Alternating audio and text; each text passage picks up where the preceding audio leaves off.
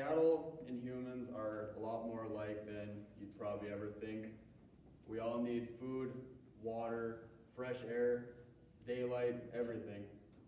But cattle have it a lot harder in rough conditions, especially in North Dakota, than we do. I want to show you guys what cattlemen do day in, day out, and all the dedication it goes into to raise it. When I was 14 years old, I bought 16 of my own cattle, and I have now paid off the loan, and it was a lot of dedication to get me from there to here, but it's worth it. Now I'm just hoping to grow from here.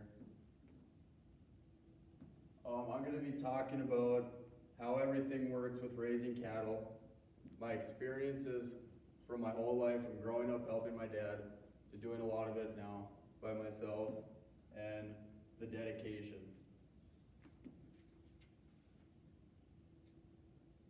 So how everything works is you have to have land, especially pasture land, because in the summer it's hard to, you can't really feed them all year round. You don't have hay, so you have to put them in the pasture land.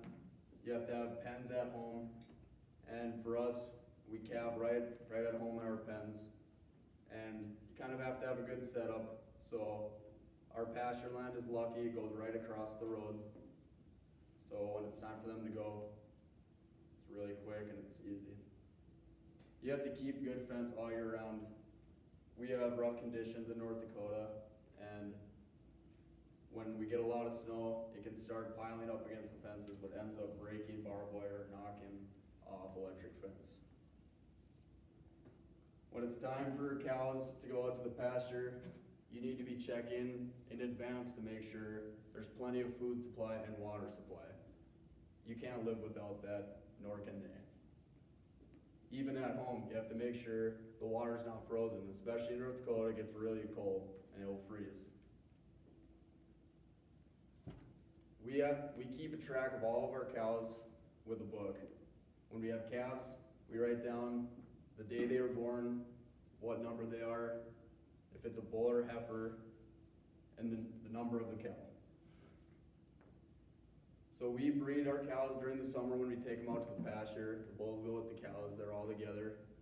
And we start calving at the end of March, basically until they're finished, which beginning of summer, you really don't want to go past that, but last couple of years have been weird, so it has gone into the summer a little bit. When we have calves, we tag them, and you'll know it's a bull because the right ear is a bull calf.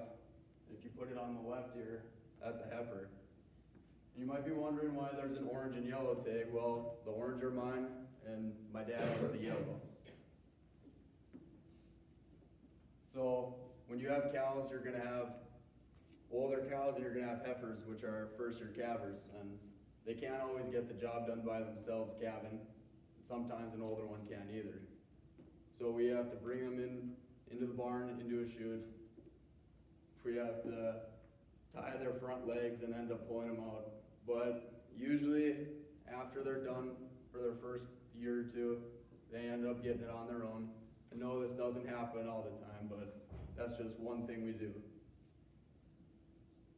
Cows don't always have enough milk to support their babies, and we'll have to bottle feed them or tube them, and tubing can be a little bit nerve-wracking because there's two tubes right next to each other, and the one goes to the lungs and the one goes to the stomach, so if you put it in the wrong tube, it basically drowns them instantly, so you have to be really careful what you're doing.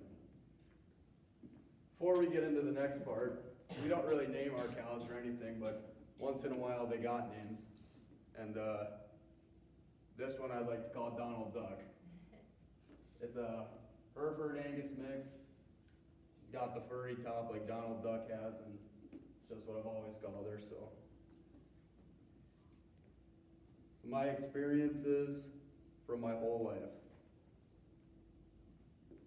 I've always helped my dad since I've been born, and the jobs were a lot easier back then because I couldn't handle it, but when I was a bit younger, my dad got me 2 goats because they're smaller, don't have high of a risk for injury or anything. Now, like I said, got older, got my own cows, I'm really starting to take part in this. With lots of experience comes the jobs coming easier. Not all the time, but little things you do like fixing fence, that'll come easier to you. What I've also learned is years can be really tough, but also years can be really good. Living in North Dakota with weather and like right now, it's really wet outside. It's not good for the cattle, especially when it got really warm to really cold to now raining. Especially during calving season, it can get the little ones sick, which you do not want. Some experiences I've had is learning how to give shots, where to put it, sort cows, fix fence, keep them healthy, castrate, even though that might not be the most fun job, it's gotta happen. You're always gonna deal with some crazy cows, and what my dad has always told me is mess with the bull, you get the horn, which I'm sure some of you have heard. My third step is the dedication to raising cattle. Fixing fence in all different weather isn't fun. We go from 90 degrees in the summer to have to fixing fence to negative degrees having to fix it. Some dedication is having to save them as far as them getting stuck in mud in the pasture, going out there and having to pull them up, or having newborns and it's freezing outside, you gotta keep them warm by drying them off. It's really hard to stay positive all the time doing this, but with dedication, it pushes me. Because I know that it'll pay off in the end if I keep doing what I'm doing and trying my best all the time. According to Working Ranch Cowboys Association, fixing fence is a top 10 most hated job. And I'm not gonna lie, I completely agree with that.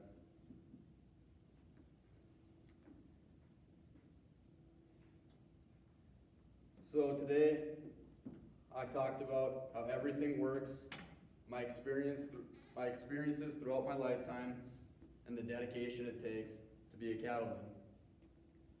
I really hope I gave you guys a better perspective on how the ranch life works, and like BJP minister once said, eat more beef.